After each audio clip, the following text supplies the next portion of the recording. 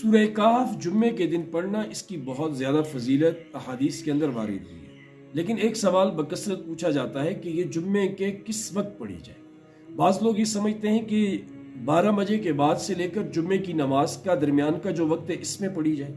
کچھ لوگ یہ سمجھتے ہیں کہ جمعے کی نماز کے بعد سے عصر کی نماز کے درمیان کے وقت میں پڑھی جائے، اور کچھ یہ سمجھتے ہیں کہ جمعے کے دن فجر کی نماز کے بعد پڑھی جائے، اور کچھ یہ سمجھتے ہیں کہ جمعے کے دن عصر کی نماز کے بعد پڑھی جائے۔ تو عزیزان محترم، احادیث کے اندر جو اس کے اوقات ذکر ہیں وہ دو قسم کے ذکر کیے گئے ہیں، ایک لیلۃ الجمعہ اور دوسرا یوم الجمعہ، کہ جمعے کی رات جسے ہم شب جمعہ کہتے ہیں اس میں، اور جمعے کے دن۔ لہٰذا کوئی بھی بندہ اس کو جمعے کے ان 24 گھنٹوں میں سے کسی وقت بھی پڑھے گا، اسے وہ ساری فضیلتیں حاصل ہو جائیں گی۔ مطلب شب جمعہ کی مغرب، جمعرات کی مغرب سے لے کر جمعے کی مغرب تک کسی بھی وقت پڑھے، وہ رات کو پڑھتا ہے، فجر کے وقت پڑھتا ہے، فجر سے پہلے پڑھتا ہے، تہجد کے وقت پڑھتا ہے، وہ دن میں پڑھتا ہے، وہ عصر کو پڑھتا ہے، وہ ساری فضیلتیں اسے حاصل ہیں۔ اب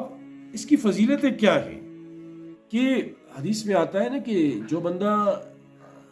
جمعے کے دن سورہ کہف پڑھتا ہے، اس کا مفہوم ہے جس جگہ پڑھتے ہیں وہاں سے لے کر مکہ مکرمہ تک اس کے لیے نور قائم کیا جاتا ہے، اور یہ قیامت کے دن یہ نور اس کے کام آئے۔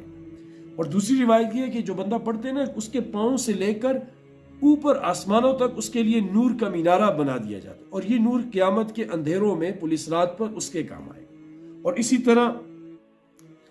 حفاظت ہوتی ہے، جو بندہ ایک جمعے سے دوسرے جمعے کے درمیان